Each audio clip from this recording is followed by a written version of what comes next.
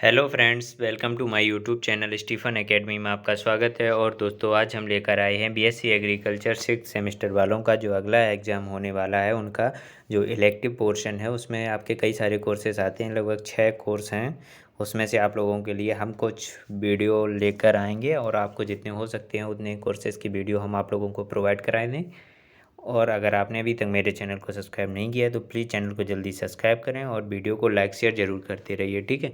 चलिए, हम ये जो वीडियो बना रहे हैं ये आपका प्रोटेक्टेड कल्टीवेशन से रिलेटेड है और इसमें हम आप लोगों को और भी वीडियो प्रोवाइड कराएंगे, जैसे high tech horticulture, weed management and system simulation वगैरह। तो चलिए, हम वीडियो प्रोटेक्टेड कल्टीवेशन का जो है इसके बारे में चर्चा करते हैं। चलिए, वीडियो का पहला क्वेश्चन देखते हैं। पहला क्वेश्चन क्या है यहाँ पर, मल्चिंग का कौन सा लाभ नहीं होता है। तो मल्चिंग जो होती है उसका कौन सा लाभ नहीं होता है। तो इसका जो लाभ नहीं होता है, इसमें ऑप्शन दिया, ये मिट्टी की संरचना में सुधार करता है, यह मिट्टी में कार्बनिक पदार्थ को बढ़ाता है, यह मिट्टी की बनावट में सुधार करता है, तथा यह कुछ अनुकूल परिस्थितियों में पोषक तत्वों की उपलब्धता में सुधार करता है। तो इसका जो सही आंसर होगा वो सी नंबर राइट होगा, यह मिट्टी की बनावट में सुधार करता है। ये इसका लाभ नहीं होता है, ठीक है। ऑप्शन नंबर आपका सी नंबर सही होगा। अगला क्वेश्चन क्या है, मल्चिंग के बारे में क्या सत्य है। तो जो मल्चिंग होती है ये किफ़ायती या कम लागत वाली होती है, आमतौर पर गहरी जड़ होती है, काली पॉलीथीन सबसे लोकप्रिय की गीली घास होती है तथा मिट्टी की नमी और तापमान को आसानी से नियंत्रित करती है। इसका जो सही आंसर होगा वो सी नंबर सही होगा। यहाँ पे काली पॉलीथीन सबसे लोकप्रिय प्रकार की घास होती है, ठीक है। आगे देखते हैं, अगला क्वेश्चन क्या है, निम्नलिखित में से कौन केले की फसल का मल्च नहीं है। तो केले की फसल का जो मल्च होता है वो कौन सा नहीं है। तो इनमें से कोई भी केले की फसल का मल्च नहीं है। ऑप्शन नंबर आपका डी नंबर सही होगा, ठीक है। आगे देखते हैं, स्ट्रा मल्च किसके खिलाफ प्रभावी होती है। तो जो स्ट्रा मल्च होती है आपकी, वो स्ट्रा मल्च जो होती है स्पंजी ऊतक गिरा देने वाली, या बैक्टीरियल विल्ट, या पत्ता एंथ्रेक्नोज, तो किसके प्रति होती है खिलाफ। तो ये स्पंजी ऊतक के खिलाफ होती है। ऑप्शन नंबर आपका ए नंबर राइट होगा। अगला क्वेश्चन होगा, अमरूद की फसल में किस प्रकार की गीली घास लगाई जाती है। तो अमरूद की जो फसल होती है उसमें किस प्रकार की गीली घास का प्रयोग करते हैं। तो उसमें जैविक गीली घास, काली पॉलीथीन, धूल देखा, किसकी गीली घास का प्रयोग करते हैं। तो ये इसमें जैविक गीली घास का प्रयोग किया जाता है। ऑप्शन नंबर आपका ए नंबर सही होगा, ठीक है। अगला क्वेश्चन होगा, सूखे पत्तों की गीली घास का प्रयोग कर किया जाता है। तो सूखे पत्तों की गीली घास का प्रयोग किया जाता है। तो सूखे पत्तों की गीली घास का प्रयोग किस में किया जाता है। तो ये जो आपका किया जाता है ये किस में करते हैं आप देखते हैं। ऑप्शन इसमें क्या है, सपोटा, काजू, सेब, बेर, या अम्ल चूना। तो ये किसके लिए किया जाता है। तो ये अम्ल चूना के लिए इसका प्रयोग, सूखे पत्तों की गीली घास का प्रयोग करते हैं, ठीक है। ऑप्शन नंबर आपका डी नंबर सही होगा। अगला क्वेश्चन देखते हैं। अगला क्वेश्चन क्या है हमारा, अगला क्वेश्चन है, फलदार पौधों के लिए काली पॉलीथीन गीली घास की एक आदर्श मोटाई कितनी रखी जाती है। मतलब जो काली पॉलीथीन रखी जाती है उसकी मोटाई जो होती है वो कितनी होती है। 100 माइक्रोन, 200 माइक्रोन, 250 माइक्रोन, या 300 माइक्रोन। तो वो जो पन्नी होती है काली पॉलीथीन जो होती है आपकी, तो उसकी जो मोटाई रखी जाती है वो 200 माइक्रोन की लगभग होती है, ठीक है। कितने, 200 माइक्रोन की होती है। ऑप्शन नंबर आपका बी नंबर सही होगा। अगला क्वेश्चन होगा, मल्च का सबसे आम उपयोग क्या होता है। तो मल्च का जो सबसे मतलब जो कॉमन उपयोग होता है तो वो क्या होता है। तो उसका जो कॉमन उपयोग होता है, खरपतवार नियंत्रण, नमी संरक्षण, कीट नियंत्रण, या उच्च उपज। तो उसका जो मतलब जो कॉमन जो उसका उपयोग होता है वो होता है खरपतवार को नियंत्रण करना। ऑप्शन नंबर आपका ए नंबर सही होगा। अगला क्वेश्चन देखते हैं, इंग्लैंड में किसके दौरान ग्रीन हाउस का स्वर्ण युग माना जाता है। तो ग्रीन हाउस का स्वर्ण युग किसे कहा जाता है इंग्लैंड में। तो इसका जो सही आंसर होगा वो आपको विक्टोरियन युग जो है उसे ग्रीन हाउस का स्वर्ण युग माना जाता है। ऑप्शन नंबर आपका डी नंबर सही होगा। आगे देखते हैं, स्पैन टाइप ग्रीन हाउस में होता है। तो स्पैन टाइप जो ग्रीन हाउस होती है वो किस प्रकार की होती है। 2 छत ढलान होती है, 3 छत ढलान, या केवल 1 छत ढलान, या कई छत ढलान। तो इसमें जो होती है, जो स्पैन टाइप ग्रीन हाउस होता है इसमें आपकी जो होती है 2 छत की ढलान होती है। ऑप्शन नंबर आपका ए नंबर सही होगा। अगला क्वेश्चन होगा, लीन टू ग्रीन हाउस में होता है। तो लीन टू जो ग्रीन हाउस होती है उसमें आपका क्या किया जाता है। तो उसमें जो करते हैं आपको केवल 1 छत ढलान होती है लीन टू ग्रीन हाउस में, ठीक है। अगला क्वेश्चन देखते हैं, कौन संरक्षित खेती का घटक नहीं है? तो संरक्षित खेती का जो घटक होता है वो कौन सी चीज़ जो होती है वो संरक्षित खेती की घटक नहीं होती है। तो संरक्षित खेती की जो घटक में आती है वो कौन सी चीज़ होती है वो नहीं आती है। तो जो ये आपकी होती है इनमें से कोई भी नहीं है जो संरक्षित खेती का घटक हो। ठीक है। अगला क्वेश्चन होगा CEA का पूर्ण रूप क्या है? तो CEA का जो पूर्ण रूप होता है वो हमारा क्या होता है? वो हमारा जो होता है वो नियंत्रित पर्यावरण कृषि होता है। ठीक है, नियंत्रित पर्यावरणीय कृषि होता है। Control environmental agriculture CEA। ठीक है, क्या होगा आपका CE और A। तो C से कंट्रोल, E से इन्वायरमेंटल और A से एग्रीकल्चर। ठीक है, कंट्रोल इन्वायरमेंटल एग्रीकल्चर, नियंत्रित पर्यावरण कृषि इसका पूरा नाम होता है, इसका फुल फॉर्म भी यही होता है। ठीक है। अगला क्वेश्चन होगा ठंडे हरित गृह का रात का तापमान कितना होता है? तो जो ठंडा गृह हरित जो ग्रीन हाउस होता है, ठंडा ग्रीन हाउस जो होता है इसका जो रात का तापमान होता है वो कितना रखा जाता है? तो वो 7 से 10 डिग्री सेल्सियस का रखा जाता है। ऑप्शन नंबर आपका डी नंबर सही होगा। अगला क्वेश्चन होगा कूल ग्रीन हाउस के अंतर्गत उपयुक्त पौधे हैं। तो जो कूल ग्रीन हाउस होता है उसके अंतर्गत कौन से आपके जो उपयुक्त पौधे आते हैं? तो वो कौन से आते हैं? तो ये सभी जो होते हैं कार्नेशंस, जेरेनियम तथा मीठी मटर, ये सभी आपके ग्रीन हाउस के अंतर्गत आते हैं। ऑप्शन नंबर आपका डी नंबर सही होगा। अगला क्वेश्चन होगा गर्म हरित गृह का रात का तापमान कितना होता है? तो गर्म हरित गृह जो होती है इसका रात का तापमान कितना रखा जाता है? तो इसका रात का तापमान जो होता है 10 से 13 डिग्री सेल्सियस रखा जाता है। और ठंडे हरित गृह का कितना 7 से 10 रखा जाता है, जो अभी हमने ऊपर बताया था। ठीक है। अगला क्वेश्चन होगा गर्म हरित गृह के उपयुक्त अंतर्गत पौधे आते हैं। तो गर्म गृह के अंतर्गत कौन कौन से आपके जो पौधे होते हैं वो कौन कौन से आते हैं? तो इसमें जो अफ्रीकी वायलेट है ये आपका गर्म गृह के अंतर्गत आता है। ठीक है। अगला क्वेश्चन होगा लोथ हाउस के लिए एक आदर्श पौधे का चयन करिए। तो जो लोथ नहीं, इसमें हॉट हाउस होगा। हॉट हाउस के लिए एक आदर्श पौधे का चयन कीजिए। तो जो हॉट हाउस होता है आपका इसके लिए जो उपयुक्त पौधा माना जाता है वो कौन सा? गार्डेनियस। स्टेडियम और गार्डेनियस जो होते हैं ये दोनों माने जाते हैं। तो आपका ऑप्शन नंबर सी नंबर सही होगा, ए और बी दोनों। ठीक है, ऑप्शन नंबर आपका सी नंबर सही होगा। अगला क्वेश्चन होगा प्राकृतिक रूप से हवादार ग्रीन हाउस का एक प्रकार है। तो प्राकृतिक रूप से जो ग्रीन हाउस होता है वो हवादार होता है, उसका एक जो प्राकृतिक उदाहरण है तो वो कौन सा है? प्राकृतिक उदाहरण ऊपर की सभी है, मतलब इसमें ट्यूबुलर जो संरचना होती है वो भी प्राकृतिक ग्रीन हाउस के रूप में आती है, और लकड़ी की संरचना तथा बांस की संरचना। ऑप्शन नंबर आपका डी नंबर सही होगा। अगला क्वेश्चन देखते हैं एक प्रोपोगेशन चैम्बर में होती है। तो एक प्रोपोगेशन चैम्बर जो होता है उसमें क्या होता है? तो उसमें जो होती है आपकी कम नमी की सामग्री होती है प्रोपोगेशन चैम्बर में। ठीक, ऑप्शन नंबर आपका ए नंबर सही होगा। अगला क्वेश्चन होगा सुरंग में टहलने से हवा का सामना कर सकते हैं। तो सुरंग में टहलने से आप कितनी हवा जो होती है उसका कितनी किलोमीटर की हवा जो चलती है स्पीड से उसके कितने का सामना कर सकते हैं? तो आप कर सकते हैं 120 किलोमीटर पर घंटा की हवा का सामना कर सकते हैं। ऑप्शन नंबर आपका ए नंबर सही होगा। अगला क्वेश्चन होगा वॉक इन टनल का ट्रेलिंग लोड क्या होता है? तो वॉक इन टनल का जो ट्रेलिंग लोड होता है वो हमारा 25 किलोग्राम पर MS होता है। ठीक है। अगला होगा प्लास्टिक सुरंगों का सीधा उपयोग क्या होता है? तो प्लास्टिक सुरंगें जो बनाई जाती हैं पौधों के लिए तो उनका जो उपयोग होता है जो सीधा उपयोग माना जाता है तो वो क्या माना जाता है? तो पौधों का प्रसार, नर्सरी बढ़ाना, सब्जी उत्पादन करना, इनमें से कोई भी नहीं।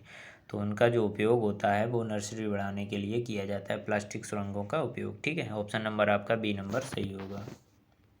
अगला क्वेश्चन देखते हैं। अगला क्वेश्चन क्या है शेड हाउस विशेष रूप से बहुत उपयोगी होते हैं। तो शेड हाउस जो होते हैं वो किसके लिए उपयोगी माने जाते हैं? तो वो हमारे शुष्क क्षेत्रों के लिए उपयोगी माने जाते हैं। ठीक है, किसके लिए? शुष्क क्षेत्रों के लिए शेड हाउस बहुत उपयोगी होते हैं। ऑप्शन नंबर बी नंबर आपका सही होगा। अगला क्वेश्चन देखते हैं ग्रीन हाउस विशेष रूप से बहुत उपयोगी होता है। तो जो ग्रीन हाउस होता है वो हमारा किसके लिए बहुत उपयोगी माना जाता है? तो वो जो होता है हमारा ठंडे क्षेत्र के लिए ग्रीन हाउस बहुत अधिक उपयोगी माना जाता है। ठीक है, ऑप्शन नंबर आपका सी नंबर सही होगा। अगला क्वेश्चन होगा सबसे सस्ती कवरिंग सामग्री कौन सी होती है? तो इनमें से जो कवरिंग सामग्री दी गई है हमारी ऑप्शंस में जैसे पॉलीथीन, पॉलिएस्टर, पीवीसी फिल्म तथा फाइबर ग्लास। तो इसमें से आपकी जो सबसे सस्ती कवरिंग सामग्री पड़ती है तो वो क्या पड़ती है, तो वो पॉलीथीन ही पड़ती है। ऑप्शन नंबर आपका ए नंबर सही होगा। अगला क्वेश्चन होगा, निम्नलिखित में से कौन अन्य की तुलना में लंबे समय तक चलने वाली आवरण सामग्री है। तो निम्नलिखित में से कौन सी जो आवरण सामग्री है ये आपकी लंबे समय तक चलती है। तो कौन सी आपकी जो आवरण सामग्री है वो लंबे समय तक चलती है, इसमें से पॉलीथीन, पॉलिएस्टर, पीवीसी फिल्म तथा फाइबर ग्लास। जो तो इसमें से जो आपका फाइबर ग्लास होता है ये सबसे अधिक लंबे समय तक चलता है और ये टिका हुआ होता है। ठीक है, ऑप्शन नंबर आपका डी नंबर सही होगा, फाइबर ग्लास। अगला क्वेश्चन होगा, सबसे सस्ती कवरिंग सामग्री कौन सी होती है। ये क्वेश्चन आपका रिपीट हो चुका है। कवरिंग सामग्री पॉलीथीन होती है, ठीक है। लेकिन इनमें से अगर आपका सॉरी नहीं, रिपीट नहीं हुआ है। अगर आपके ऑप्शंस के अनुसार देखना है, polyester, PVC film, fibre glass, इन तीनों में से आपकी जो सबसे सस्ती जो कवरिंग सामग्री है तो वो कौन सी पड़ेगी। तो इनमें से जो सबसे सस्ती कवरिंग सामग्री और सबसे अच्छी पड़ेगी तो वो फाइबर ग्लास पड़ेगी। ऑप्शन नंबर आपका सी नंबर सही होगा। अगला क्वेश्चन होगा हमारा, हॉटबेड का एक छोटा पैमाना का रूप पौधे उगाने के लिए करते हैं। तो हॉटबेड कौन सा होता है जिसके लिए एक छोटे पैमाने के रूप में पौधे उगाने के लिए जिसका उपयोग किया जाता है। तो इसका बी नंबर आपका सही होगा, ग्रीन हाउस का उपयोग करते हैं। ऑप्शन नंबर आपका बी नंबर सही होगा। अगला क्वेश्चन होगा, लाठ घर बहुत उपयोगी होता है। तो लाठ घर किसके लिए बहुत उपयोगी होता है, तो ये बहुत गर्म क्षेत्रों के लिए लाठ घर लाठ घर जो होता है ये हमारा उपयोगी माना जाता है। ठीक है, ऑप्शन नंबर आपका जो होगा वो सी और ए नंबर आपका सही होगा। ठीक है, ऑप्शन नंबर 30 का ए नंबर सही होगा, बहुत गर्म क्षेत्रों के लिए उपयोगी होता है।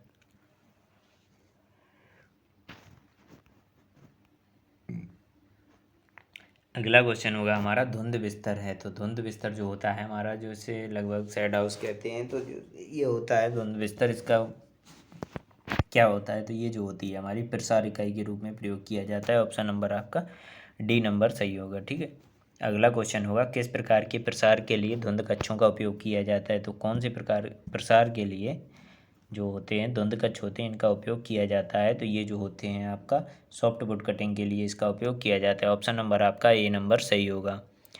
अगला क्वेश्चन होगा, संरक्षित खेती का सबसे सरल रूप कौन सा है। तो जो हमारी प्रोटेक्टेड कल्टीवेशन है जिसका ये सब्जेक्ट है, जो इसका जो सबसे सरल रूप होता है तो वो कौन सा होता है हमारा, तो वो नर्सरी नर्सरी होती है। क्या होती है, नर्सरी बेड होता है हमारा, नर्सरी बिस्तर जिसे बोलते हैं हिंदी में। ऑप्शन नंबर आपका डी नंबर सही होगा। ठीक है, अगला क्वेश्चन होगा, प्रचार मामले का उद्देश्य क्या होता है। प्रचार मामले जो होता है इसका उद्देश्य क्या होता है, तो इसका उद्देश्य होता है उचित जड़ वृद्धि होती है। ठीक है, ऑप्शन नंबर आपका बी नंबर सही होगा। अगला क्वेश्चन होगा, फ्लोरोसेंट लाइट बॉक्स का उपयोग है। तो फ्लोरोसेंट लाइट बॉक्स का उपयोग क्या होता है, तो इसका जो उपयोग होता है वो ए नंबर होता है, युवा अंकुर की वृद्धि करना होता है। ठीक है, ऑप्शन नंबर आपका ए नंबर राइट होगा।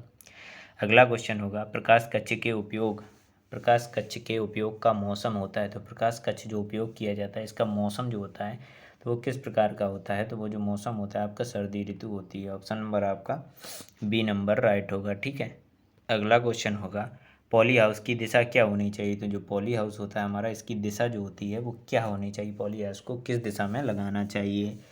तो ये इसका जो आंसर होगा उत्तर से दक्षिण दिशा में लगाना चाहिए। ऑप्शन नंबर आपका ए नंबर सही होगा।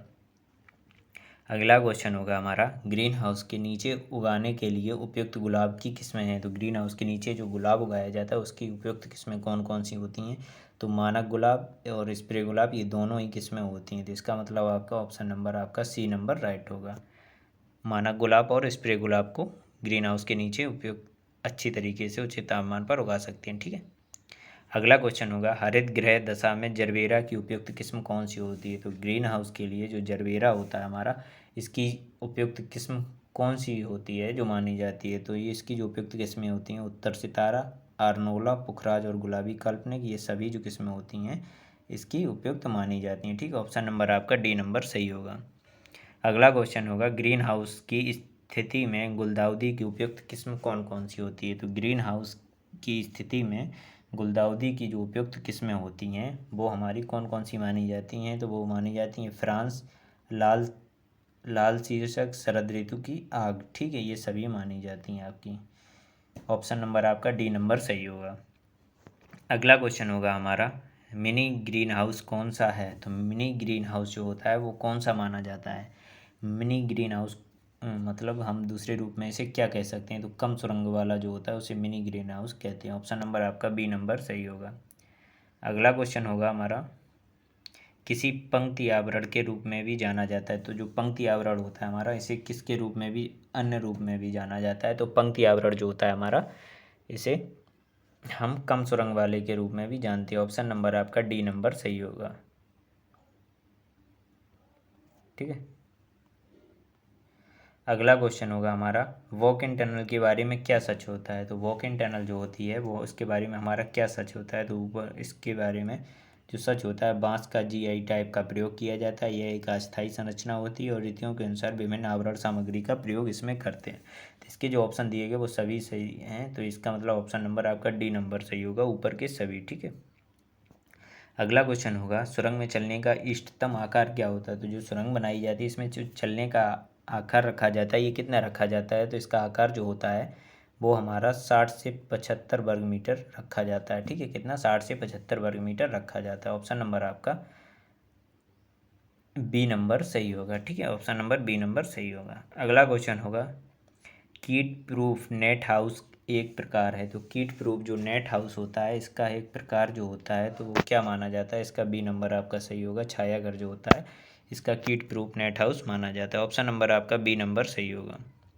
अगला क्वेश्चन होगा, इंसेक्ट प्रूफ नेट हाउस का न्यूनतम आकार कितना होता है? तो इंसेक्ट प्रूफ जो नेट हाउस होता है इसका न्यूनतम आकार जो है माना जाता है, तो वो कितना माना जाता है? 100 वर्ग मीटर माना जाता है। ऑप्शन नंबर आपका बी नंबर सही होगा। अगला क्वेश्चन होगा, शेड नेट हाउस का मुख्य उद्देश्य होता है। तो शेड नेट हाउस जो होता है इसका मुख्य उद्देश्य क्या होता है हमारा? तो ऑप्शन नंबर आपका ए नंबर सही होगा।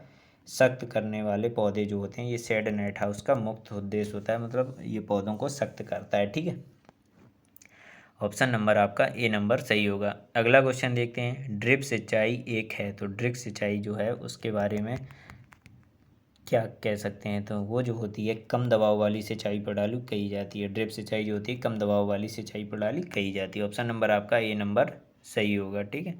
अगला क्वेश्चन देखते हैं, संरक्षित खेती के तहत सबसे अधिक इस्तेमाल की जाने वाली सिंचाई प्रणाली कौन सी होती है? तो जो प्रोटेक्टेड कल्टीवेशन होती है इसके लिए हम कौन सी इस्तेमाल, इसकी जो सिंचाई प्रणाली होती है कौन सी इस्तेमाल करते हैं अधिकतर? तो इसमें जो करते हैं हम वो ड्रिप सिंचाई ही करते हैं। ठीक है, ऑप्शन नंबर आपका ए नंबर सही होगा। अगला क्वेश्चन होगा, ड्रिप सिंचाई का दूसरा नाम क्या है? तो जो ड्रिप सिंचाई है इसका जो दूसरा नाम है वो ट्रिकल सिंचाई कहते हैं। इसे क्या कहते हैं? ट्रिकल सिंचाई कहते हैं। ठीक है, ऑप्शन नंबर आपका सी नंबर सही होगा। दोस्तों, अगर आप लोगों को वीडियो अच्छा लगा हो तो इसे प्लीज़ लाइक कर दीजिए ज़रूर, और अपने दोस्तों के साथ ज़रूर इसे शेयर करना। ठीक है, और इसे अगर आपने अभी तक मेरे चैनल को सब्सक्राइब नहीं किया तो प्लीज़ आप लोगों से रिक्वेस्ट है, चैनल को ज़रूर सब्सक्राइब करें और वीडियो भी लाइक शेयर करते रहिए। ठीक है, चलिए मिलते हैं आप लोगों को नेक्स्ट वीडियो में नेक्स्ट टॉपिक के साथ। तब तक के लिए धन्यवाद।